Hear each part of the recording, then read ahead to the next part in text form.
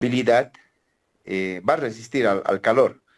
Pero si nos iríamos, digamos, a Beni, Santa Cruz, va a cambiar yo creo que la temperatura. Entonces, este es un proyecto de tesis que lo están haciendo los compañeros, ¿no? Que ya han egresado. Entonces, mi pregunta era, ¿de qué manera podríamos hacer el mantenimiento de la carretera, ya sea en área frío o caliente? A ver, eso lo vamos a ver. Tenemos las tres últimas clases que están justamente relacionadas a esto, ¿no? Al mantenimiento de pavimentos. Así que te invito a que no faltes esas tres clases. Ahí vamos a ver todo. ¿Listo? Está bien, ingeniero, gracias. Bueno, vamos a comenzar con una clase más de este módulo. Que, bueno, hasta la anterior clase hemos visto cómo nosotros podemos calcular los volúmenes del movimiento de tierras. Siempre voy a reiterar, cuando el movimiento de tierras termina hasta la cota de subrasante, ¿ya?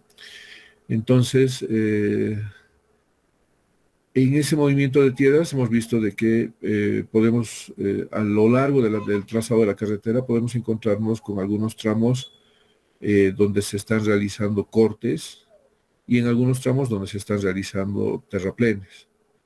Y como hemos visto, también existen otro tipo de combinaciones, dependiendo de la sección transversal, donde yo puedo tener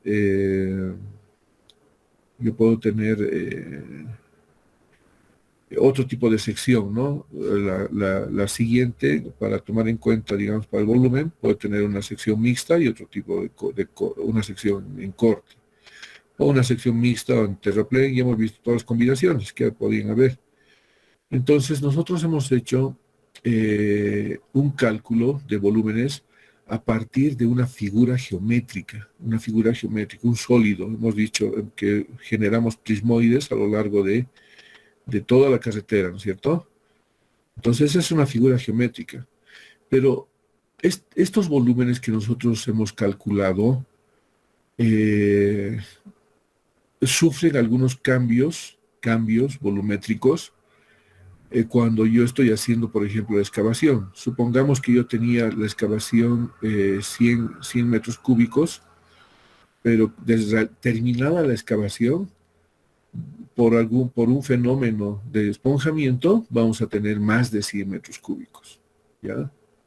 Ahora, si esos 100 metros cúbicos con el material esponjado, o sea, es decir, que con un volumen adicional, lo voy a llevar a terraplén, lo voy a extender ahí para construir el terraplén, estos 100 metros, digamos, hablemos de 110, ¿ya? Por dar un número nada más. Si tenemos 110 metros cúbicos que estoy llevando para construir el terraplén, la especificación nos dice que nosotros debemos hacer una compactación y además nos pide que lleguemos a un grado de compactación que está en la especificación. Entonces, llegado a ese grado de compactación, esos 110 metros cúbicos, de pronto, por la energía de compactación que nosotros apliquemos, vamos a tener, alrededor de 90 metros cúbicos, ¿ya? Entonces, a lo largo de todas las operaciones que hay, todas estas operaciones que ya hemos aprendido, si alguien me puede hacer recuerdo, ¿cuáles son las operaciones? Siempre dando el nombre, ¿no es cierto? Estoy tomando nota.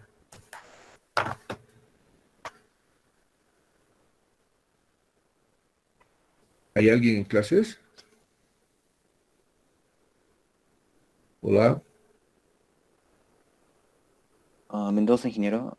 Excavación, carga, acarreo, descarga, extendido, humectación y compactación. Bueno, todas esas operaciones hacen de que haya cambios volumétricos en el momento de la ejecución de la obra, ¿ya? Entonces, lo que vamos a ver en esta ocasión es cómo se toman en cuenta esos cambios volumétricos y para qué nos sirve. ¿Está claro como introducción lo que les he dicho? Comencemos. Ya. Bueno, normalmente nosotros nos encontramos con, habíamos dicho, con formas naturales, ¿no es cierto? Tenemos así una forma natural y sobre ese terreno nosotros vamos a emplazar una carretera. Y en esas formas naturales ya tenemos calculados los volúmenes de obra a través de las figuras geométricas que hemos aprendido a utilizar. Hemos generado prismoides y hemos calculado los volúmenes, tanto de corte como de terraplén, que eso es lo que normalmente hacemos. Y entramos a la ejecución de la obra. Y a la ejecución de la obra, obviamente con las operaciones que Mendoza nos acaba de mencionar, van a sufrir algunos cambios volumétricos, tanto en la excavación, en el transporte, como en la construcción del terraplén. Terminamos la obra así como la vemos. Entonces, hemos dicho que necesitamos este tipo de figuras geométricas donde formamos un prismoide, y en este caso, por ejemplo, tenemos una sección mixta con una sección en corte, y lo que estamos haciendo es calcular tanto el volumen de corte, como en este caso tenemos por acá, lo voy a rayar, voy a cambiar de color. Bueno, aquí tenemos, este sería nuestro volumen de corte, y aquí tendríamos un volumen de terraplén. Normalmente, a lo largo de la carretera, lo ideal es utilizar el material de corte. Esto lo vamos a llamar material disponible. ¿Listo? Y esto lo vamos a llamar material necesario. ¿Ya? Entonces, lo que normalmente hacemos a lo largo del trazado es utilizar el material disponible donde sea necesario. En este caso, lo que vamos a hacer es reutilizar este material para construir el terraplén. Esa es la idea, el concepto de compensación de volúmenes, tanto de corte como terraplén. Y esto aquí les estoy mostrando como un tramito, ¿no? Que podría ser a una distancia de 20 metros, donde nosotros podemos utilizar parte, no todo, o sea, tal vez en otra sección lo utilicemos el resto. Eso lo vamos a ver cómo lo vamos a hacer más adelante. Entonces aquí estamos hablando solamente de un tramito, ¿no? Pero normalmente lo que hacemos es esto, ¿no? Tenemos aquí el terreno natural, este vendría a ser el terreno natural, no sé si logran ver, este vendría a ser el terreno natural. Entonces aquí vamos a construir, ¿qué?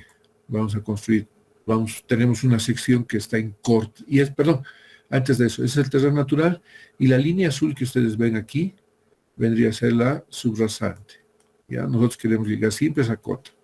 Entonces aquí estamos haciendo la operación de corte o excavación. Y el chiste la idea principal es de que el material de corte siempre lo utilice en relleno o terraplén. ¿Ya? Siempre lo voy a utilizar así. Esa es la compensación que debemos hacer permanentemente a lo largo de la carretera. ¿Ya? Entonces, viendo la anterior imagen, teníamos una compensación transversal. También podemos hacer unas compensaciones de manera longitudinal con el material. ¿Ya? Y tenemos justamente lo que ustedes han sacado en sus especificaciones. Tenemos una de las especificaciones que dice corte, y otra especificación dice terraplén, y la otra especificación que ustedes han sacado es el transporte del material o acarreo. ¿Ya? Entonces, aquí están agrupadas las operaciones. Por ejemplo, el corte solo lo va a hacer el equipo este. En el transporte, ¿qué equipos intervienen en el transporte?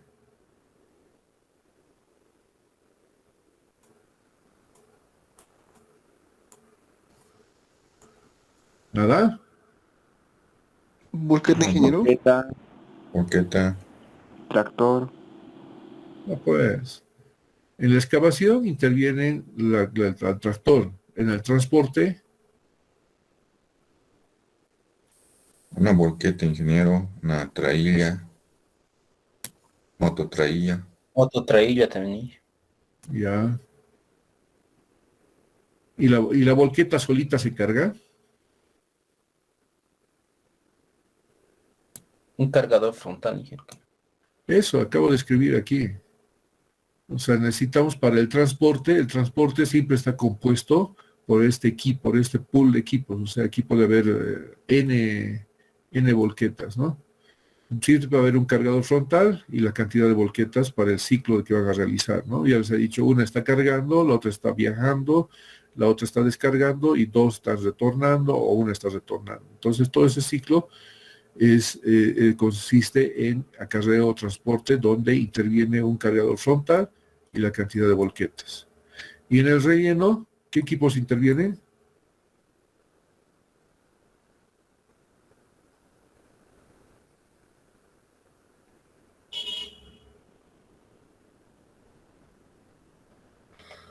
Por favor, muchachos. Con-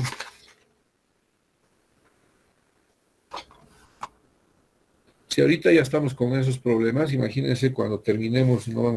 Cuando estemos ya más adelante. Una tolva, ingeniero.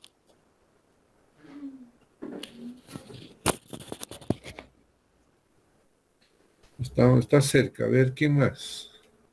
Tibio, tibio, por decirlo así, de algún modo. ¿Nadie? Traílla, mototraílla, ingeniero.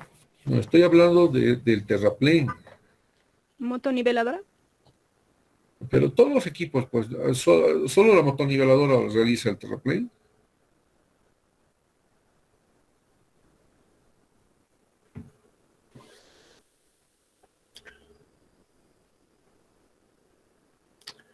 Bueno, muchachos, tarea para la siguiente clase. Bueno, vámonos a lo que habíamos comenzado comentando esta clase. Nosotros tenemos, habiendo ya calculado los volúmenes de corte y terraplén, estos normalmente deben ser compensados. Y para su compensación nosotros tenemos que tomar en cuenta las variaciones volumétricas que sufren con todas las operaciones que ya conocemos, que algunos se han olvidado, pero espero que para la siguiente clase ya lo tengan claro porque vamos a seguir hablando sobre estas cosas y ya les he dicho, todo es acumulativo. Si ustedes piensan que han escuchado por escuchar nada más y la siguiente clase voy a seguir hablando de lo mismo y no saben qué es, entonces van a ir perdiendo cada vez de a poquito y al final y algunos ya ni siquiera van a venir al examen. Bueno, estas variaciones volumétricas del material son importantes porque en las operaciones constructivas estos materiales experimentan cambios de volumen que deben ser tomados en cuenta tanto para la programación como para el presupuesto. O sea, yo sí o sí tengo que tomar en cuenta estos cambios de volumen que sufren los materiales en el momento que nosotros realizamos las operaciones que ya conocemos del movimiento de tierra. ¿Por qué en la programación?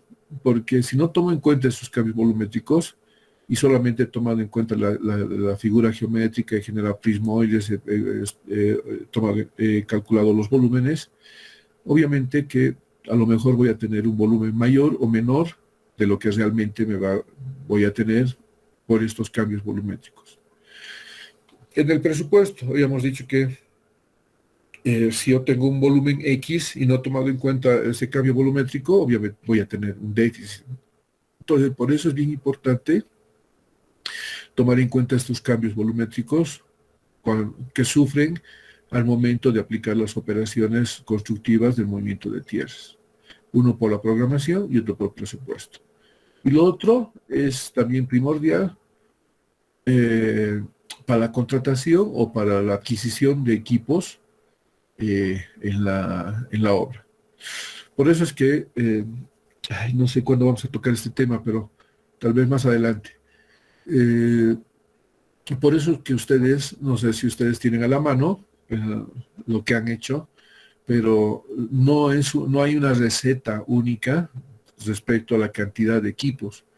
a ver si están ustedes a la mano con con la lista de equipos que les he pedido que investiguen. ¿Cuántos equipos tiene, cuántos tractores está pidiendo, digamos, su proyecto, el que han investigado? A ver, uno por uno me vayan diciendo la cantidad y la potencia.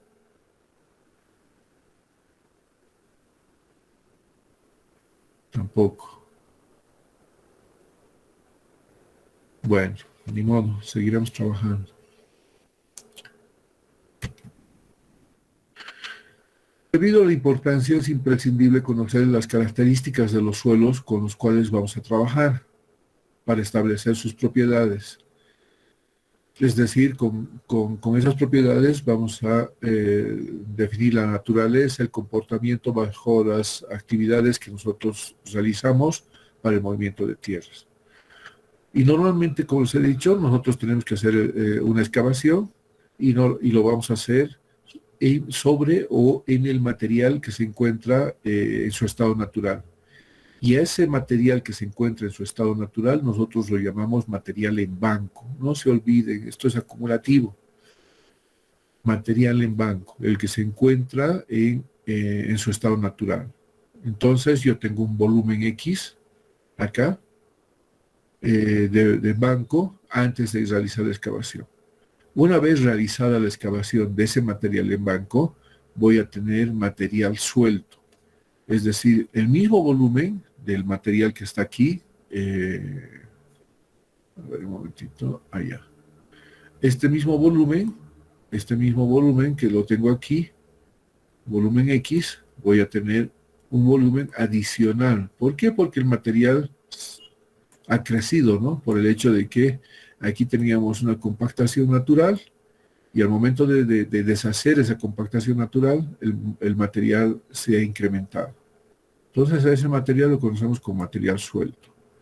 Una vez que llega a la plataforma y nosotros vamos a extender el material y además vamos a aplicar una energía de compactación, entonces el material puede inclusive reducir en volumen y ese material lo vamos a conocer como material compactado. De hecho, en algún documento ustedes van a encontrar aquí metro cúbico B. ¿Qué quiere decir metro cúbico B? Si alguien deduce. Metro cúbico en banco, ingeniero. En banco. Y aquí van a tener metro cúbico S. Metro cúbico suelto. Suelto. Y aquí van a tener metro cúbico C. Compactado, ingeniero. Exacto. Entonces, ustedes se van a cruzar con estos volúmenes para poder manejarse en la obra. ¿De qué volumen estamos hablando? Y no son los mismos, obviamente que inclusive digamos que yo tengo 100 metros cúbicos acá. No sé, a ver, voy a dar el ejemplo, se me ha ido mi mouse. Aquí está. Digamos, tengo 100 metros cúbicos acá. Aquí, ¿cuánto tendré con material suelto? ¿Más o menos? Ya, terminaré la idea, después me preguntes. Aquí tengo 100 metros cúbicos en banco. Hago la excavación, voy a tener más o menos de 100. Más, ingeniero. Más por ¿Cierto? esponjamiento. Esponjamiento. Y aquí, cuando ya esté compactando el material, voy a tener, he excavado 100 metros cúbicos. ¿Cuánto de material tendría aquí? ¿Más o menos de 100? Dependiendo, ingeniero, de qué características se pide en la compactación, pero probablemente es menos. Menos, ¿no? ¿Por qué? Porque a lo largo de los años hemos tenido una compactación natural, pero esta es una compactación forzada, donde además debemos cumplir con lo que dice la especificación. Obviamente vamos a tener menos, ¿no? Esa es la idea de los cambios de volumen que sufren en el transcurso de las operaciones que realizamos para el movimiento de tierras. Ahora sí, pregúntame, por favor.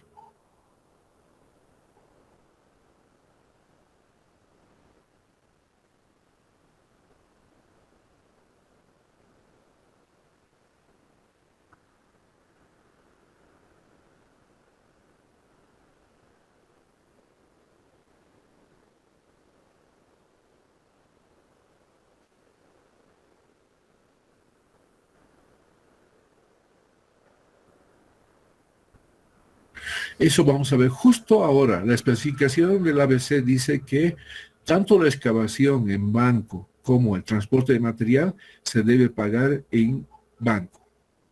Tanto la excavación como el transporte se paga en volumen en banco. Eso dice la especificación del ABC. ¿Ya? ¿Por qué dice en banco? Porque imagínense, yo tengo 100 acá y de pronto la mitad del material tiene una característica, la otra mitad tiene otra característica, ¿ya? Entonces, si yo cargo aquí, de pronto esto es piedra, voy a tener mayor volumen, o sea, es roca, digamos, mayor volumen. Pero si tengo material fino, voy a tener menor volumen de esponjamiento.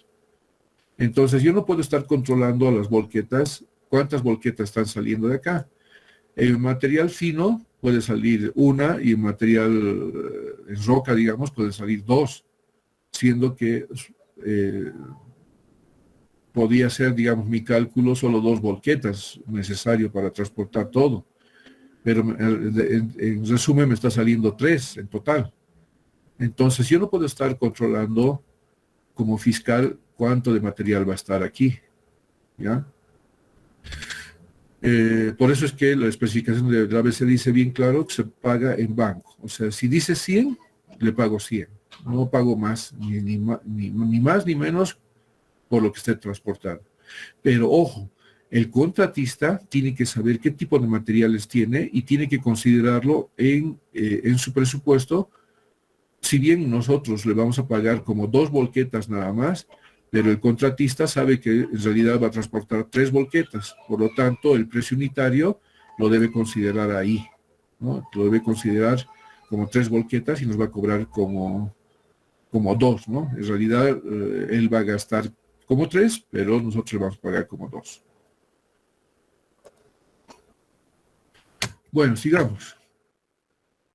La propiedad física básica involucrada en el movimiento de tierras es la densidad, la cual está determinada, ustedes ya saben, por una unidad de peso y de volumen. Y varía de acuerdo a la mayor o menor acercamiento entre las partículas del suelo, o sea, dependiendo del tipo de material, como ustedes han dicho. Entonces hay mayor y menor acercamiento. Entonces, cuando hay mayor acercamiento, es que nosotros tenemos una densidad, una mayor densidad, y cuando hay alejamiento de esas partículas, se generan vacíos entre estas partículas, por lo tanto, la densidad es más baja, ¿no? En general, es posible determinar un coeficiente de variación volumétrica de un material en función de su necesidad, de su densidad natural y la densidad óptima. Esto lo hacemos en laboratorio para determinar este coeficiente de variación, porque no todos los materiales tienen el mismo coeficiente, ¿no? O sea, no es que porque tengo una tablita X, o sea, es la tabla, y de ahí voy a sacar este coeficiente de variación, porque ahí dice que es para suelos del tipo X, digamos, ¿no? Pero lo ideal es hacer, determinar este coeficiente de variación volumétrica usando la densidad natural y la densidad óptima. Hay fórmulas que nos permiten determinar estos valores estimados. Estos coeficientes dependerán de los materiales y estos coeficientes de los que estoy hablando son el coeficiente de esponjamiento y el coeficiente de contracción, ¿ya? Vamos a hablar ahora, esto es lo que pasa cuando yo tengo movimiento de tierras y debo determinar estos coeficientes, ¿no? Pero ya hablando sobre los materiales con los cuales nos encontramos antes de construir la carretera, entonces hay materiales en su estado natural. Eso debemos tenerlo bien claro en principio. Los materiales de la superficie de la Tierra han sufrido con el paso de los años un proceso de compactación natural que ha provocado que las partículas se encajen perfectamente entre ellas y han dado lugar a las formas que nosotros a veces vemos en la naturaleza, ¿no? Como en la foto. Ahí tiene una serranía, hay algún terreno medio ondulado, y eso se ha llegado a consolidar con el paso de los años, ¿no? Entonces ahí se ha generado una compactación natural que le ha dado esa forma y que nosotros vamos a interrumpir, digamos, al momento de construir. Vamos a cambiar esa forma natural, pero provocando, digamos, que estas partículas que han tenido un acercamiento natural, de pronto al hacer la excavación nada más, vamos a hacer de que estas cambien de volumen. ¿Qué es el esponjamiento? Al realizar al realizar una excavación provocamos que las partículas pierdan esa cohesión. Es decir, que cuando nosotros hacemos la excavación, o antes de realizar la excavación teníamos esta compactación natural, ¿ya? Pero después de realizar la excavación, venimos a este otro estado, ¿no es cierto? Ahí las partículas pierden cohesión, se generan vacíos entre ellas y por lo tanto ocupa un volumen mayor al hueco que hemos dejado, ¿no? En este caso de la foto, ¿no? Aquí hay un hueco, digamos que es 1 por 1 por 1, 1 metro cúbico, pero cuando ya lo dejamos aquí el material, obviamente si lo queremos meter a una caja de 1 metro cúbico de 1 metro cúbico, obviamente vamos a tener mayor volumen porque las partículas se han separado, ¿no? Entonces, este incremento de volumen lo conocemos como esponjamiento. Ya me había adelantado en decirles de que eso es lo que va a suceder cuando nosotros aplicamos la primera operación, que es la excavación. Contracción del material, ¿en qué consiste? Básicamente es el fenómeno inverso, ocurre al compactar el material en estado suelto para conformar un relleno, por ejemplo, o terraplén, y conlleva, la compactación nada más es la reducción de vacíos y además las partículas aumentan la cohesión del material. Entonces, inicialmente viene el material así, suelto. Cuando ya aplicamos la energía de compactación, vamos a tener esto, ¿no? Vamos a ver una reducción de los vacíos, por lo tanto, una cohesión entre sí para tener un material más denso. Y eso lo conocemos como contracción. Es decir, esta reducción de volumen, vamos a conocerla como contracción. Bueno, ya que conocemos los conceptos de contracción y esponjamiento, entonces debemos aplicar un factor que nos va a permitir tomar en cuenta a estos volúmenes que nosotros hemos calculado a partir de esos prismoides, utilizando las figuras geométricas, ¿no?, que hemos visto ayer. El factor de contracción es un coeficiente que permite determinar volúmenes compactados a partir de los volúmenes sueltos o en su estado natural. Tengan esto bien claro. Factor de contracción es el coeficiente que permite determinar volúmenes compactados a partir de sus volúmenes sueltos o en su estado natural. Se denomina factor de contracción, o también se lo puede conocer, en algún libro van a encontrar factor de entumecimiento o factor de reducción. Cualquiera de esos dos términos también se pueden utilizar.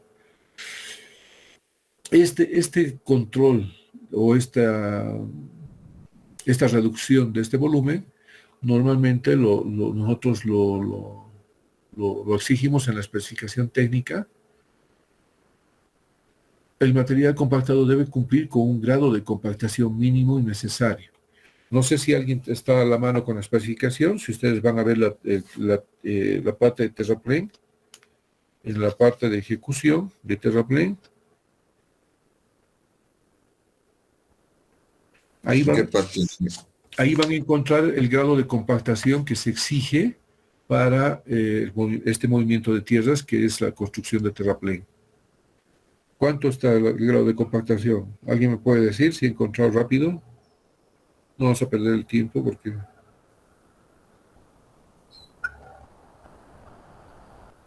¿Nadie? 95%. Está bien, 95%. Eso es lo que nos pide la especificación, que nuestro grado de compactación debe ser al 95%. Y ese grado de compactación normalmente lo verificamos con el cono de arena en distintas capas, ¿no?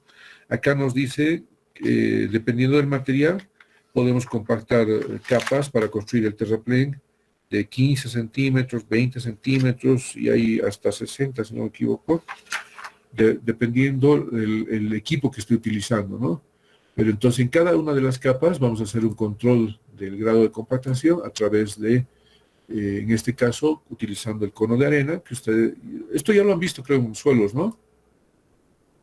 Hay una arena calibrada, hay una especie de embudo, el cual nos va a hacer de que el material entre a un orificio que es excavado previamente. Entonces, por diferentes volúmenes y pesos, vamos a calcular el grado de compactación que tenemos acá. Es muy trabajoso esto, hay que hacer la excavación, hay que limpiar bien, nos debe tomar como una media hora, 45 minutos, dependiendo de la experiencia del operador, pero es muy moroso. Hay otros equipos con los cuales nos permiten calcular ese grado de compactación.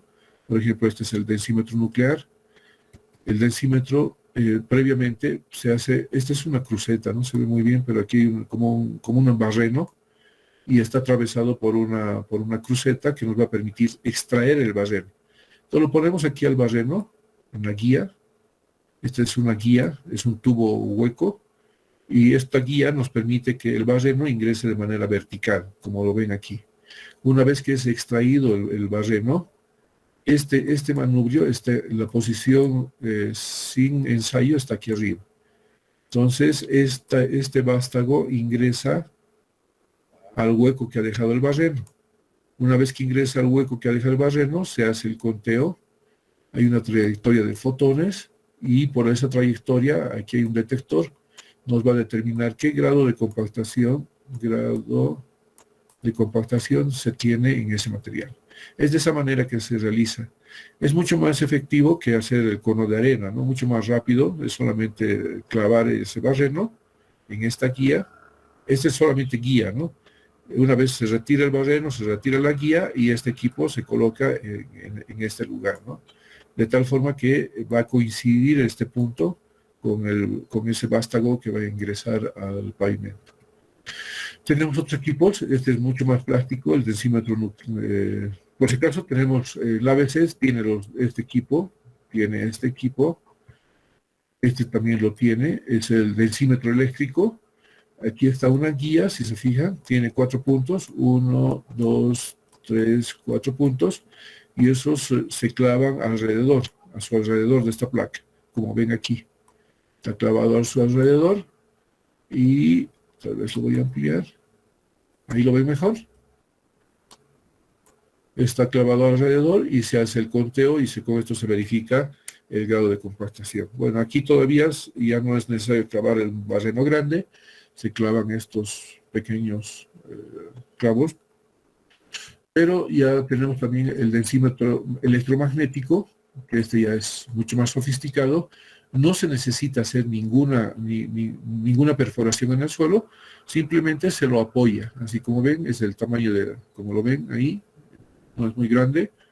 Se lo apoya sobre la superficie y se verifica el grado de compactación.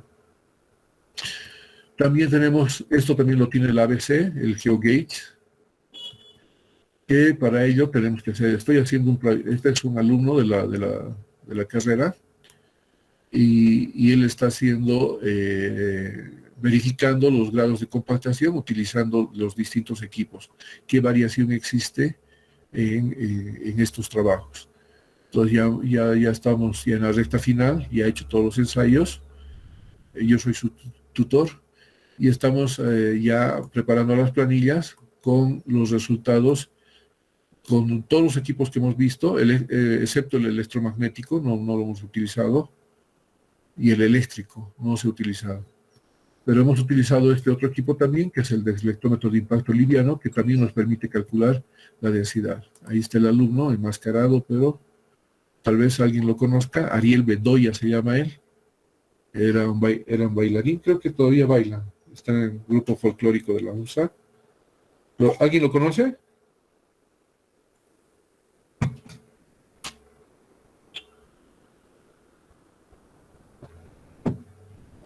Por lo visto no. Bueno, Ariel Bedoya es el que está utilizando en este momento el deflectómetro de impacto, que es este equipo, que también nos permite calcular la densidad. Estábamos haciendo como tramo prueba en el tramo que va de Viacha al Alto, ¿no? Bueno, eso hemos visto como factor de contracción, ¿no? cuánto pide la especificación y qué debemos cumplir y con qué se controla ese grado de contracción. Ahora vamos a ver el factor de expansión. Se denomina factor de expansión al esponjamiento, dice, a la relación de volúmenes antes y después de la excavación. Este coeficiente permite determinar volúmenes de material suelto a partir de los volúmenes en su estado natural, ¿ya? Y como volviendo a la imagen anterior, nosotros sí o sí debemos hacer nuestra compensación transversal y longitudinal. Entonces aquí vamos a tropezar con distintos volúmenes. Por ejemplo, vamos a tropezar con el primer volumen que se encuentra, este volumen en la excavación se encuentra ¿en qué?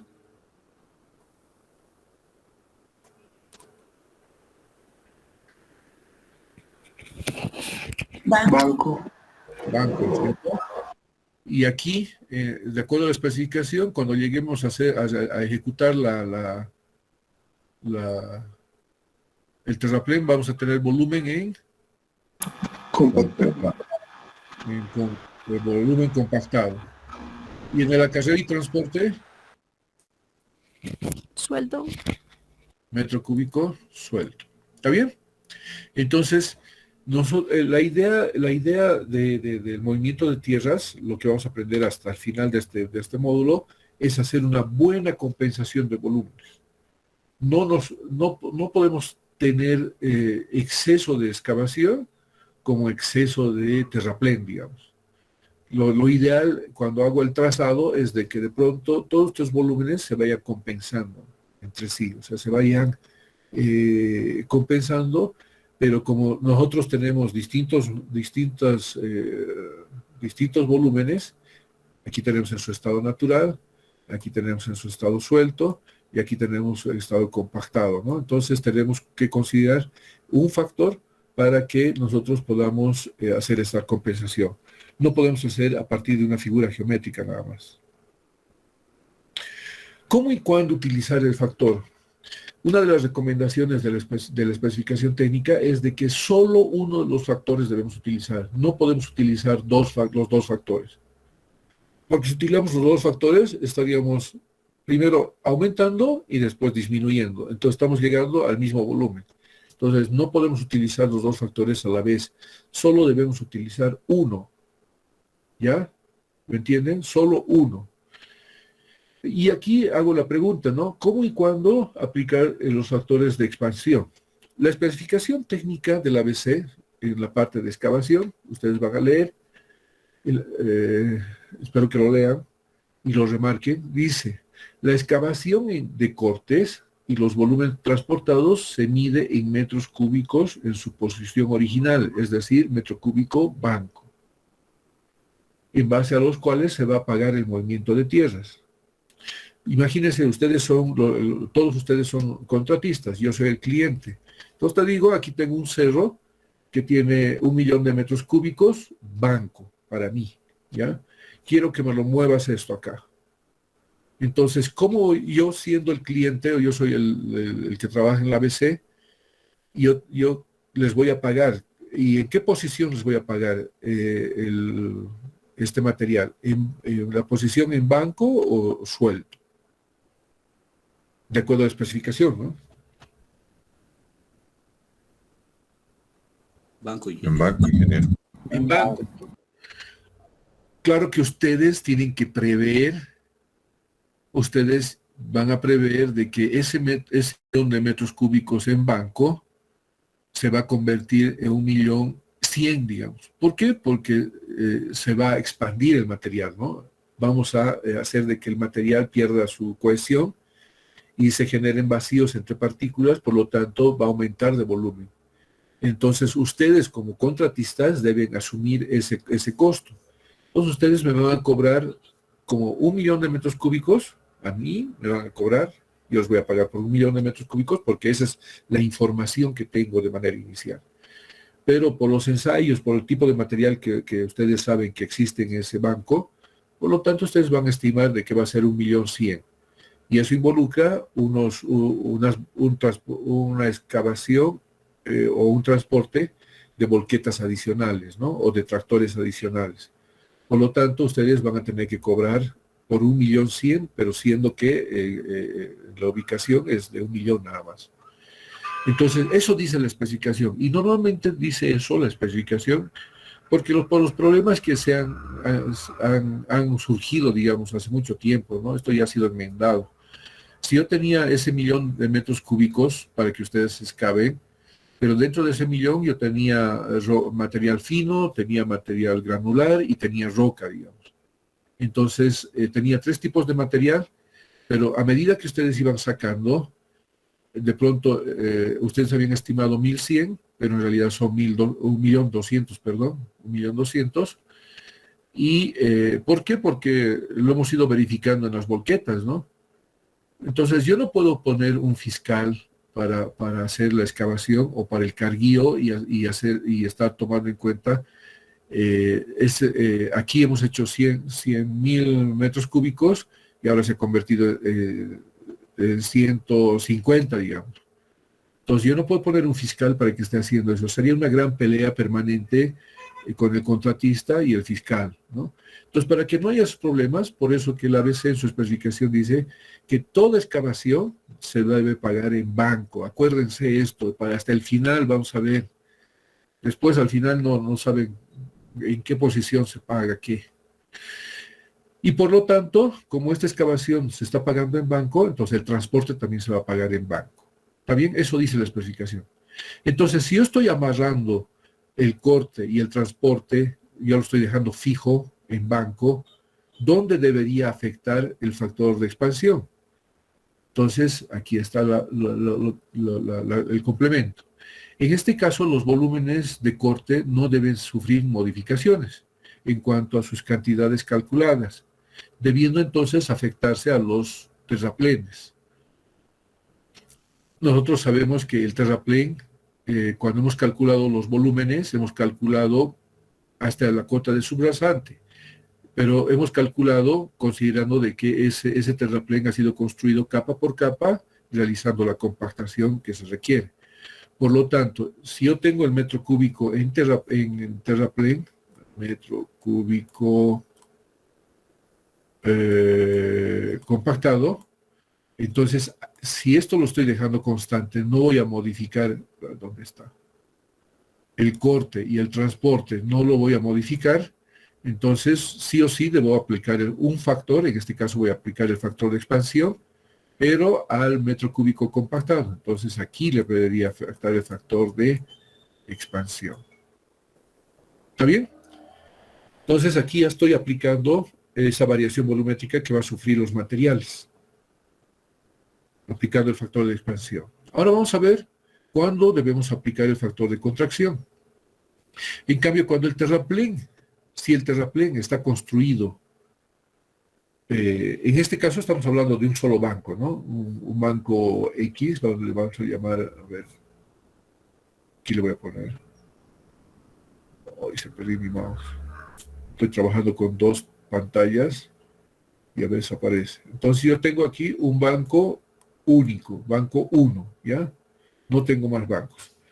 Pero aquí dice, cuando yo estoy construyendo un terraplén que proviene de cortes, y estos no son de naturaleza homogénea, es decir, que yo voy a tener un banco 1, y voy a tener el banco 2, y puedo tener inclusive el banco 3, ¿ya?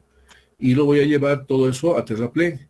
En ese caso debemos aplicar el factor de contracción, pero al banco, al material de banco. ¿Ya? Cuando son materiales de diferente naturaleza, no son homogéneos, entonces yo debo aplicar el factor de contracción al material en banco. ¿Ya? Entonces, dice, nosotros aplicamos el factor de contracción al material que está en su estado natural y lo vamos a compensar con el material que se encuentra con el material que se encuentra compactado en terraplén. Quizás les he complicado aquí un poquito, pero gráficamente lo vamos a ver aquí. Fíjense, ¿cómo y cuándo utilizar el factor de expansión? Yo tengo el material, fíjense, presten atención a la figurita, va a cambiar de tamaño y eso es lo que quiero mostrarles en estas figuras para que lo entiendan mejor. Aquí vamos a aplicar el factor de expansión. Ay, perdón, ¿dónde está el mouse? Aquí está. Vamos a aplicar nosotros, en este caso, el factor de expansión. Este es mi banco único, banco 1, ¿ya? Entonces, aquí está el volumen en banco, está medido en metros cúbicos banco. La excavación la voy a realizar como dice la especificación. El volumen que voy a pagar va a ser metro cúbico banco. Cuando esté transportado, voy a tener el mismo material, pero en este caso, al haber realizado la excavación, voy a tener un material adicional, ¿ya? En este caso voy a tener un metro cúbico suelto. ¿Cómo va a llegar al lugar donde voy a utilizar? Sabemos que normalmente este material que excavamos debemos hacer una compensación con los terraplenes, ¿no? El material de excavación es material disponible y el material de terraplén es material necesario. Entonces, el material que vamos a trasladar, lo vamos a trasladar donde vamos a construir el terraplén. ¿Cómo va a llegar? Va a llegar así suelto, ¿ya? Igualito que como hemos transportado. Pero sabemos que nosotros debemos aplicar una energía de compactación, ya para llegar al grado de compactación del 95% que nos pide la especificación. En este caso, cuando apliquemos el grado de compactación, este volumen va a ser reducido. Va a ser reducido inclusive mayor al que se ha esponjado. Entonces vamos a reducir un poco mayor. Entonces vamos a tener volumen compactado, ¿ya? Entonces, en este cambio de volúmenes, en estas operaciones, ¿dónde vamos a aplicar el factor de expansión? No podemos aplicar en la excavación. ¿Por qué? Porque, a ver, lo voy a poner aquí, lo voy a tarjar. No podemos aplicar en la excavación, tampoco en el transporte. ¿Por qué? ¿Qué dice la especificación? Dice que tanto la excavación como el transporte deben ser pagados en su posición en banco. Eso dice la especificación. No vamos a tomar en cuenta suelto. Yo como cliente no lo voy a tomar en cuenta, pero el constructor sí lo va a tomar en cuenta. Yo solamente me voy a remitir aquí. Les había dado el ejemplo de 1 millón de metros cúbicos, ¿no? Entonces, yo le voy a pagar al contratista. Si va a ser excavación, le voy a pagar 1 millón. Si va a ser transporte, le voy a pagar 1 millón, ¿ya? Pero debemos aplicar un factor, ¿no? Ya sea de expansión o contracción. En este caso, vamos a aplicar el factor de expansión y a eso le estamos aplicando dice la especificación que nosotros debemos aplicar al metro cúbico compactado el factor de expansión. Entonces ahí sí estamos considerando la variación volumétrica que se debería tomar en cuenta en el movimiento de tierras. En este caso, cuando es un solo banco. ¿Está claro hasta ahí? No sé si alguien tiene alguna duda. Estamos aplicando la primera condicionante de la especificación, ¿no? Que en la primera actividad, que es excavación, y en la segunda, que es transporte, deben ser pagados en su posición en banco. Eso dice la especificación. Entonces, como no podemos modificar el volumen de banco ni el volumen suelto por ninguno de los factores de expansión o contracción, en este caso, sí o sí estamos obligados a aplicar el factor de expansión al metro cúbico compactado. Entonces ahí estamos tomando en cuenta la variación volumétrica que podría existir. ¿Alguna consulta? Mientras me tomo un sorbo de agua antes que se me quede sin voz.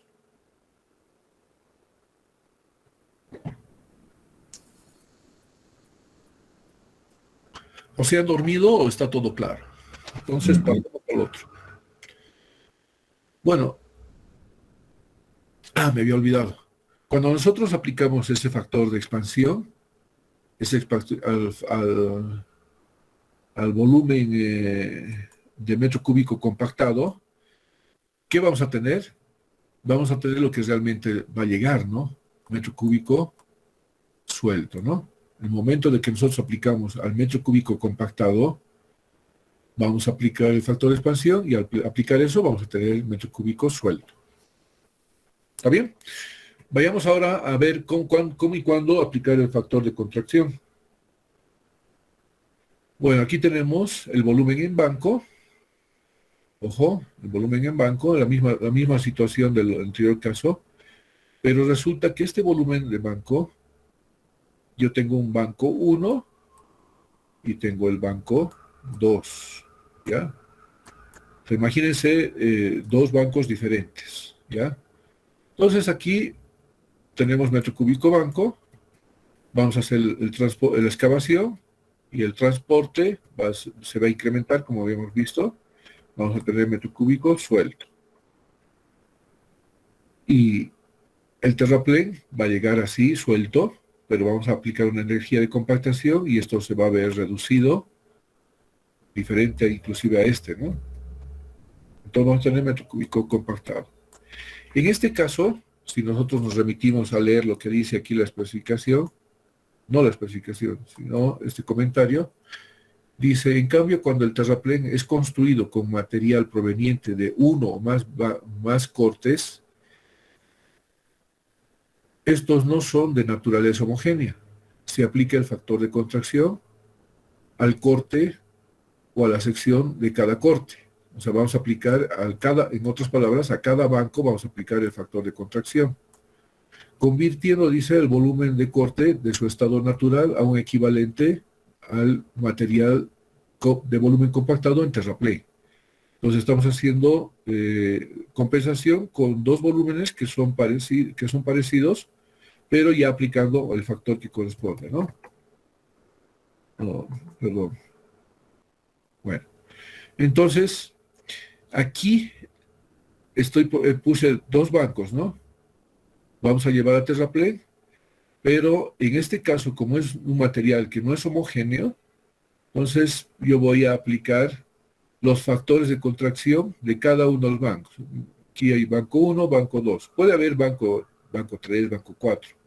Entonces yo al aplicar estos factores de contracción al material en banco, lo estoy convirtiendo, fíjense, lo estoy convirtiendo, el material que estaba compactado en su estado natural, que es material en banco, al aplicar el factor de contracción, lo que voy a hacer es reducir. Entonces, este material compactado en su estado natural, estoy forzando, digamos, una compactación. Entonces, el material en banco se va a compactar al aplicar el factor de contracción. Por lo tanto, vamos a tener un material en metro cúbico compactado que va a ser compensado con este otro tipo, con este material que también está en metro cúbico compactado. Entonces, el factor, en otras palabras, el factor de contracción se va a utilizar siempre y cuando el material que proviene de varios bancos va a ser utilizado en el terraplén. En el anterior caso era el mismo material, por lo tanto aplicamos la recomendación de la ABC, que la excavación y el transporte se debe aplicar en banco. Entonces, en este caso no aplicamos ningún factor, pero sí debemos aplicar un factor que es el factor de expansión aplicado al metro cúbico compactado. ¿Ya? Y en este caso aplicamos el factor de contracción cuando el material de banco es de distinta naturaleza y lo vamos a utilizar en el terraplén, para la construcción del terraplén, ¿no? No sé si está claro, los he confundido, pero a ver si lo revisan esto porque es importante, esto va a entrar en el examen. ¿Cuándo y cómo van a utilizar el factor de contracción y expansión? Yo no les voy a decir, ustedes ya van a deducir.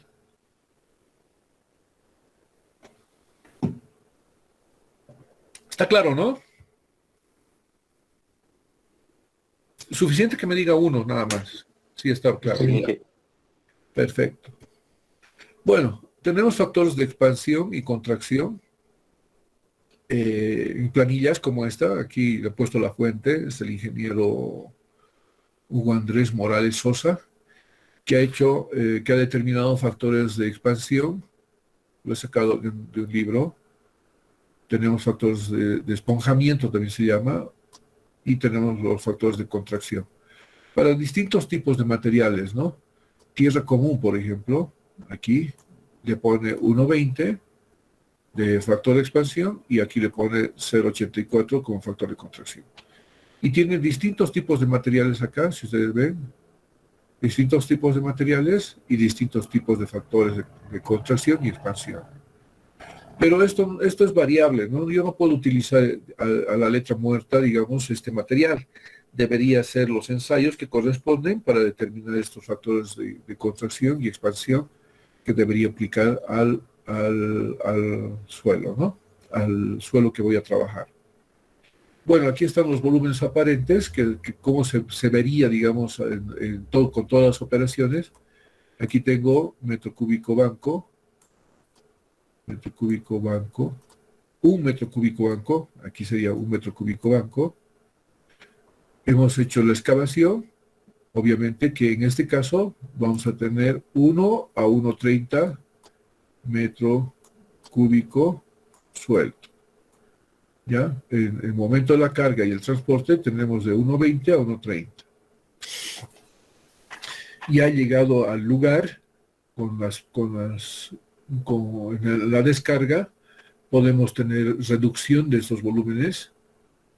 Va a haber una reducción. ¿Por qué? Por el apisonamiento que le están dando estos vehículos, ¿no? Y finalmente, cuando nosotros aplicamos una carga de una energía de compactación, podemos llegar al mismo metro cúbico del banco o, dependiendo, podemos llegar a un volumen menor. Entonces, aquí tenemos metro cúbico compactado. Ay, perdón, este era suelto, ¿no? Entonces, esa es la variación que van sufriendo los materiales a medida que nosotros vamos aplicando la energía, las operaciones del movimiento de tierras. Bueno, esto sería con un material granular, un material fino. Pero ¿qué pasa cuando nosotros estamos trabajando para producir, digamos, un material granular para construir la capa de rodadura o la capa base, que nosotros debemos triturar el material? Muchas veces el material lo sacamos de un banco, de una cantera. Canteras donde hay pura roca. Entonces aquí inicialmente tenemos metro cúbico banco, ¿no es cierto? Ya. Una vez que removemos el material con voladura, o sea, con explosivos, por los espacios que se generan entre roca, podemos tener 2 metros cúbicos. O sea, aquí ya tendríamos, antes de cargar, metro cúbico suelto, ¿no? Y en el momento de transportar las partículas, o sea, estas rocas, se va acomodando, ¿no es cierto? Teniendo 2 metros de manera inicial, en el momento por la vibración de los equipos en el transporte, puede ser reducida, ¿ya? Metro cúbico suelto también aquí, ¿ya? Llega a la trituradora, metemos a la trituradora, cambiamos de volumen, y este volumen que tenía antes de 1,25 o 1,50 podría ser reducido inclusive. ¿Por qué? Porque antes teníamos unos bloques grandes, digamos, aquí cargados, y aquí en la trituradora obviamente vamos a tener hasta de 1 pulgada, digamos, ¿no? Entonces, habiendo triturado ese material que he transportado, también va a ser reducido este material, ¿no? Entonces vamos a tener aquí metro cúbico suelto, ¿no? Bueno, eso es lo que les quería decir para esta clase. No sé si ha quedado claro todo. A ver qué hora nos falta. 20 minutos para terminar.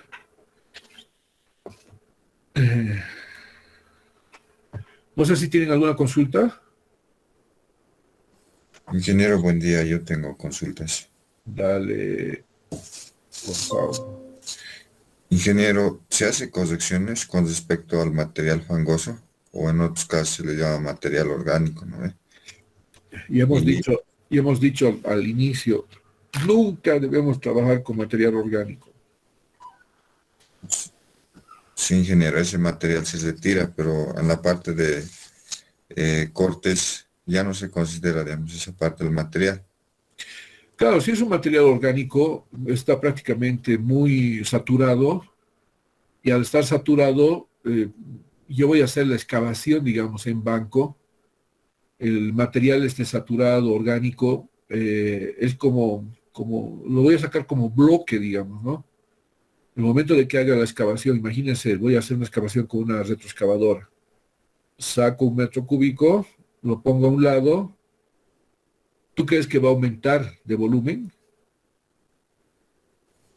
No creo. No, no, porque no está perdiendo cohesión. Al estar saturado, el material no está perdiendo cohesión. Por lo tanto, no vamos a tener un incremento de volumen. No vamos a tener un material suelto.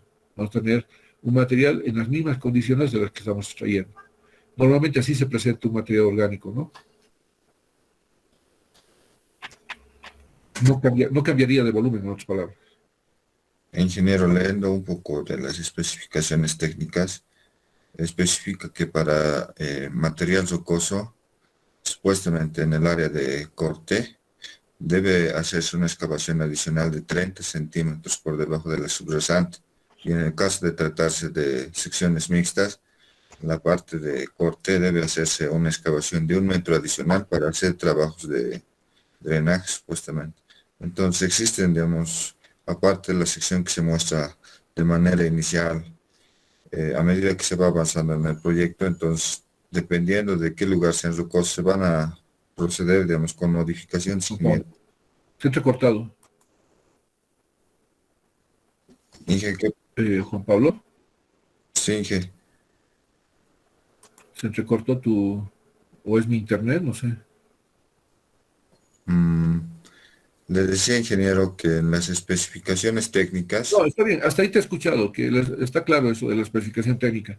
Dependiendo de que si es roca, vamos a hacer una excavación adicional por debajo de la cota de subrasante para traer otro material, ¿no es cierto?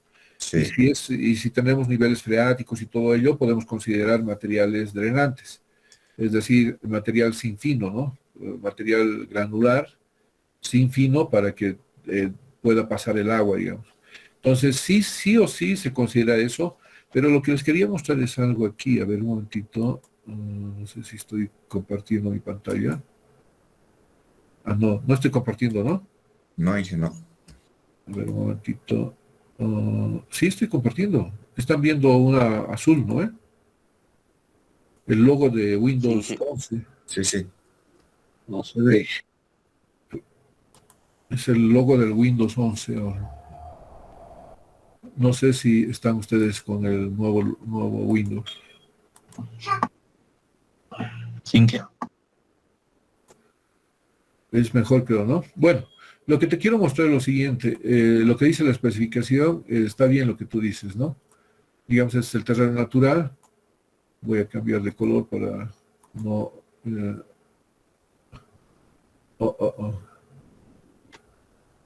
Todavía tenemos tiempo, así que tranquilos, muchachos.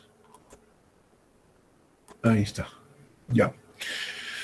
Entonces, esa es la ladera. Ladera, estoy hablando de ladera. Mantengan siempre los términos correctamente. Esta es la sección, ¿ya? Entonces, la especificación dice, aquí está la subrasante, aquí voy a hacer corte, y aquí voy a hacer terraplane, ¿ya? La especificación, por si acaso, también dice respecto al terraplane, no se bota el material así tal cual. De hecho, en la primera clase lo hemos mostrado. Debemos hacer unos cortes escalonados para trabar el material que vamos a construir, ¿ya?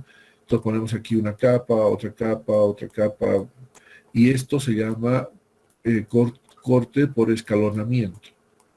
Eso lo vamos a ver más adelante, ¿ya? Bueno, eso es respecto al terraplén. Respecto a la cota subrasante cuando hago la excavación. Dice, si nosotros tenemos roca, ¿cuánto dice que debemos hacer? 1 metro, ¿no es cierto? Sí, ingeniero. En secciones mixtas, 1 metro por debajo de la subrasante. Entonces, este es mi subrasante. Este es mi subrasante y la especificación dice, si esta es una sección mixta, entonces debo hacer una excavación adicional de 1 metro, ¿no? Ahora, dependiendo el nivel freático, digamos yo tengo aquí un nivel freático X, entonces, habiendo hecho ya esta excavación en esa sección mixta, yo puedo colocar un material como pedraplén, puedo pensar en pedraplén, o puedo poner en una capa drenante. Ya, si tuviera aquí un nivel freático que se puede apreciar, que se puede detectar de que estamos atravesando ese nivel freático. Yo puedo poner un pedraplén y una capa drenante. ¿Para qué? Para que el agua atraviese por aquí, ¿no? Atraviese y vaya. No voy a poner solamente acá, sino tiene que ser tengo que completar en la capa de terraplén. ¿Para qué? Para que el agua evacúe por ahí, ¿no? Porque estamos interfiriendo ese nivel freático, entonces nosotros no podemos bloquear, más bien tenemos que dar una facilidad y eso es lo que se recomienda la especificación, debemos hacer ese tipo de excavación. Ahora, lo que les voy a comentar es lo siguiente. A ver, un momentito. Voy a cambiar de color para que no sigamos enredándonos en esto. ¿Qué colorcito? Azul, ya. Digamos que eso vamos a ver en el otro módulo de pavimentos, pero ya anticipándome, la ABC nos pide que nosotros hagamos una prospección de suelos. Podemos hacer en el eje una prospección, digamos este es el eje, podemos hacer una prospección en el eje, podemos hacer una prospección a la derecha del eje, o sea, sobre el terreno natural, ¿no? La prospección, ¿qué es? Hacer una excavación, una calicata de 1,50 de profundidad, unos 50 metros de profundidad. Entonces, si este es el terreno natural y justo me ha tocado hacer a la izquierda, a la derecha, perdón, hago esta calicata de 1,50 de profundidad. Es un pozo de 1,50, la calicata es un pozo. Pero si hago a la izquierda, digamos, me ha tocado justo en este sector a la izquierda. Ay, ¿dónde está mi mouse? Se ha perdido.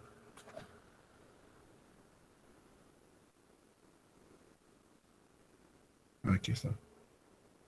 Ya, digamos que he hecho a la izquierda y he hecho 1,50 de profundidad. Ya, a 1,50 de profundidad. Sé qué material es este, ya, lo conozco el material, pero aquí abajo no he llegado a hacer esa profundidad. Entonces me puedo encontrar con sorpresas. Por eso es que la especificación técnica dice que yo le voy a pagar al contratista por la excavación en banco y por el transporte en banco, ¿ya? Obviamente que a lo largo de la carretera, por los estudios geológicos y todo ello, el contratista ya va a deducir, va a decir aquí hay roca, entonces le voy a poner que voy a hacer excavación en roca. Mismo que aquí el diseño no diga que debería excavar a unos 50, esta es la subrasante, ¿no es cierto? Estoy rayando que esta es la subrasante, la que estoy pintando de azul. Entonces, he hecho aquí mi calicata, pero no ha detectado la roca. Pero cuando estoy construyendo, sí encuentro roca. Entonces, al encontrar roca, voy a tener que hacer lo que dice la especificación, cavar a 1 metro de profundidad adicional de la subrasante. Entonces, esto conlleva, digamos, hacer, ya les he dicho, una orden de trabajo, una orden de cambio, y si fuera un problema mayor, podría presentarlo en un contrato, en un contrato modificatorio, ¿no? Así es como se trabaja, estimado Juan Pablo. Está bien, ingeniero, sí, está buena información. Ingeniero, Dale, tu otra pregunta. para medir el grado de compactación nos mostraba el anterior compañero que se utilizaban el cono de arena. Ingeniero, más o menos, ¿a cada cuánto es recomendable que se haga este tipo de ensayos? Está en la especificación. ¿Han leído o no? El terraplén, vean a ver. A ver, les voy a decir, estoy a la mano con la especificación. Todo está escrito en la especificación, por si acaso. Nadie puede decir, si la especificación dice cada 100 metros, tienes que hacer cada 100 metros. Pero no dice, está un cachito aquí, control geométrico, medición, control tecnológico. Vean en control tecnológico, control de la supervisión, el control tecnológico. Ahí van a encontrar a cada cuánto se hace estos controles. Por ejemplo, en el inciso G del control tecnológico dice, el ensayo del contenido de humedad se debe hacer para cada 100 metros lineales, dice. O sea, cada 100 metros tengo que verificar el contenido de humedad. ¿Alguien ha encontrado el control de densidad? ¿Cada cuánto?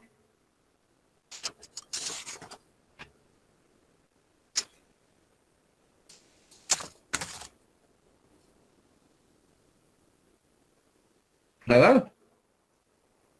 Está en el inciso A. Dice que cada 1000 metros cúbicos debo realizar un ensayo de densidad, ¿no?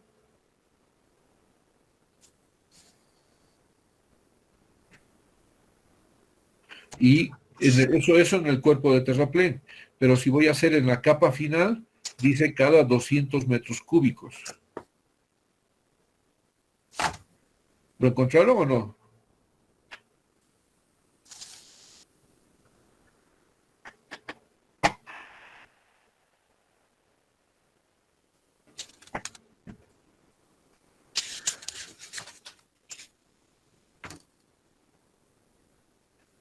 Bueno, mientras buscan, ¿alguien tiene otra pregunta?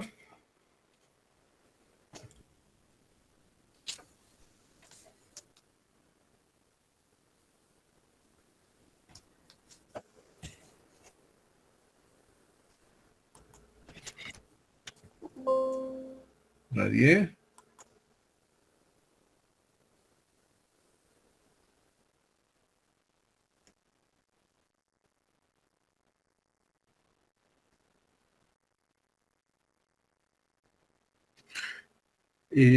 Primero tienes que ver en la parte de excavación y en el transporte, ahí está lo que recomienda, ¿no? Que la excavación y el transporte deben ser pagados en banco. Eso es la primera premisa, digamos, que se debería cumplir. Siempre y cuando que el material sea de la misma calidad, ¿no? El banco sea que tenga las mismas características.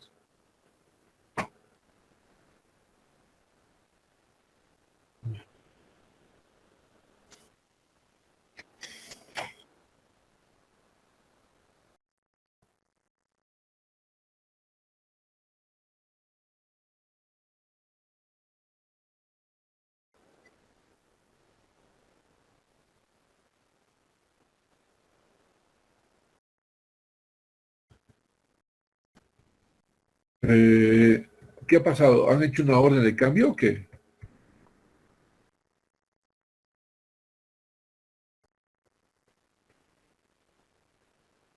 Ya, ya,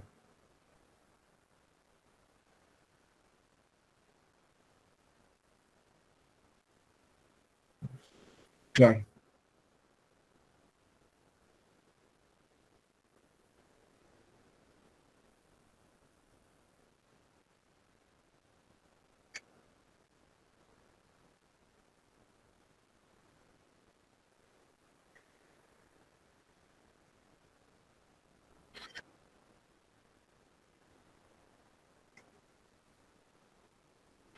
Es que lo que pasa es que algunos no leen pues, la especificación y no leen todos los documentos. Para estar en una obra, por si acaso, a todos los que están aquí presentes, ya he llamado lista, por si acaso, si alguien se quiere ir, no hay problema, pero es... faltan 7 minutos. Se puede ir, no hay problema. Ya llamé lista. Bueno, lo que les quiero decir que cuando uno está en obra, tiene que nomás conocer todo, todo, todo. ¿Qué es todo? Tiene que conocer primero los planos, sí o sí. Dominar los planos, interpretar los planos, saber cómo emplazar el proyecto físico en el terreno. Eso es vital, ¿ya? O sea, los planos. Otro es tener conocimiento de las especificaciones técnicas, las especificaciones técnicas. Luego tiene que tener conocimiento del contrato de servicio. O sea, la empresa suscribe un contrato con el cliente para hacerle un servicio, para construir, no sé, pues una calle, digamos. ¿Ya? Entonces, en el contrato dice, usted está siendo contratado para construir una calle. ¿Ya? El contrato. Luego tiene que tener conocimiento del contrato de financiamiento, inclusive. O sea, el financiador en algunos casos pone algunas condiciones para que vaya ejecutando el proyecto. El financiador normalmente puede ser un financiamiento externo. Por ejemplo, en carreteras nada lo hacemos con recursos propios al 100%. Siempre lo financiamos con recursos que provienen de créditos, ya sea del Banco Mundial, del BID, de la CAF, esos son los que nos prestan para construir carreteras, pero tampoco nos prestan el 100%, nos prestan el 80%. El saldo lo pone el país, pero en este caso, de acuerdo a las leyes de autonomías y otras que se tienen en el país, si una carretera es construida en el departamento de Tarija, la gobernación de Tarija debería honrar los compromisos que se tiene del aporte local, es decir, del 20%, y el 80% sería del financiamiento externo. Entonces, muchas veces hay compromisos con la gobernación por ese financiamiento, hay compromisos con el financiador permanentemente nos pide informes que presentemos cada cierto tiempo para que vean que realmente lo que se está pagando se está ejecutando o ha sido ejecutado. Entonces, ¿cómo les digo? Es una cantidad de documentos que uno tiene que conocer, principalmente el gerente, ¿no? Después los otros niveles también tienen que tener conocimiento. Y cuando no tienen conocimiento, justamente pasa estas cosas, ¿no? Ahí están, el financiador dice, por ejemplo, hay algunos financiadores que dicen que no está permitido las órdenes de cambio, digamos. Sí quiere que se haga el contrato modificatorio. Entonces hay varios financiadores, de acuerdo a su forma de financiar un proyecto, exigen ciertas cosas y nosotros como país, a través del cliente, debemos ponerlo en la especificación, en el contrato, para que podamos manejar. Y como les decía, hay ciertas modificaciones que podemos hacer en el proyecto que es interno, o sea, no es necesario que el financiador tenga conocimiento. De hecho, para una orden de cambio o contrato modificatorio, se solicita una no objeción, se llama. Es decir, que yo tengo que poner a consideración del financiador, indicando de que mi proyecto ha sufrido unos grandes cambios, por lo tanto, yo quiero que me autorice, digamos, la orden de cambio X. Y ahí el financiador va a ver, ¿qué están cambiando aquí? Entonces, es posible hacer eso. Ahora, si está por encima del 20%, no sé ahorita si es 20% o 10%, creo que ha cambiado ahora. Si es por encima, entonces hay que partir con un contrato modificatorio. Y solo hasta 20% por encima del costo. Eso está permitido. También hay que poner a consideración del financiador, o sea, a través de una solicitud de no objeción. Entonces el financiador dice, no tengo ninguna objeción, prosigan con esto, hagan el contrato. Entonces, son esos mecanismos que nos permiten administrar bien el proyecto, ¿no? Por eso les decía que cuando ustedes vayan a una obra, lo primero que les van a entregar son los planos, pero no dejen de pedir las especificaciones técnicas, ahí está la receta. Y si, digamos, tienen estos problemas, como lo está mencionando Juan Andrés, hay que recurrir al análisis del contrato. Después, más arriba, hay que ir al contrato de financiamiento. Entonces, ahí se dan las soluciones, ¿no? Pero muchas veces hay ingenieros que desconocen esto, ¿no? O sea, no tienen mucha experiencia en el tema y comienzan a meter la pata, ¿no? Por eso es bien importante que ustedes tengan conocimiento, lo tomen a conciencia la materia de dirección de obras, es bien importante. La materia de ingeniería legal también es bien importante. Para quien quiera, digamos, uno nunca va a ser peón toda su vida, ¿no?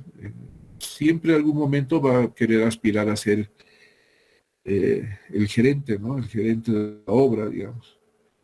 Para llegar a ser el gerente de obra tiene que tener un dominio de estos temas, ¿no? Entonces, tu consulta, Juan Andrés,